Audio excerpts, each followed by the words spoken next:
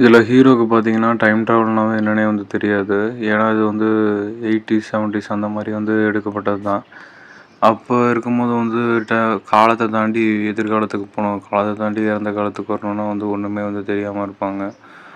அப்ப நம்ம ஹீரோ வந்து என்ன பண்றாருன்னா, ஃப்யூச்சர்ல நடக்க போற வந்து வைரஸ வந்து ஸ்டாப் பண்ண போறாரு. அங்க வைரஸ் அட்டாக் வந்து நடக்க போகுது. அது எப்படின்னா 12 மங்கிங்ஸ்ங்கிற குரூப் தான் வந்து பண்ணுது. ஒரு குரூப் வந்து அங்கே சைக்கோ குரூப் வந்து ஃபார்ம் பண்ணி வைரஸ் எப்படியாவது ஸ்ப்ரெட் பண்ணுது. ஸ்ப்ரெட் பண்ணி எல்லா மக்களையும் அழிக்கலாம்னு வந்து பார்க்குது. அப்போ 1966 அந்த மாதிரி ஆண்டில் வந்து நடக்கும்போது பார்த்தீங்கன்னா, நம்ம ஹீரோ வந்து பாஸ்ட்டுக்கு வந்து டைம் ட்ராவல் பண்ணுறாரு. சயின்டிஸ்ட்டுங்க ஃபுல்லாக அவரை சேர்த்து வச்சு இவர் தான் கரெக்டான சோல்ஜராக இருப்பார். ஏன்னா இவன் நிறைய அடி வாங்கியிருக்கான், அடி தாங்கியாக இருப்பான் அப்படின்னு சொல்லிட்டு ஏன்னா பாஸ்ட்டில் டைம் ட்ராவல் பண்ண வச்சு அந்த ஃப்யூச்சரில் நடக்க போகிற சம்பவத்தை வந்து தடுக்கிறாரு. தடுத்தா தான் வந்து கொத்த கொத்தா குமியிற எல்லா மக்களையும் வந்து நம்ம சாவுலேருந்து காப்பாற்ற முடியும். அதுக்கப்புறமா அந்த வைரஸையும் ஸ்ப்ரெட் ஆகாமல் தடுக்க முடியும் அப்படின்னு சொல்லிட்டு பாஸ்ட்டில் டைம் ட்ராவல் பண்ண வைக்கிறாங்க.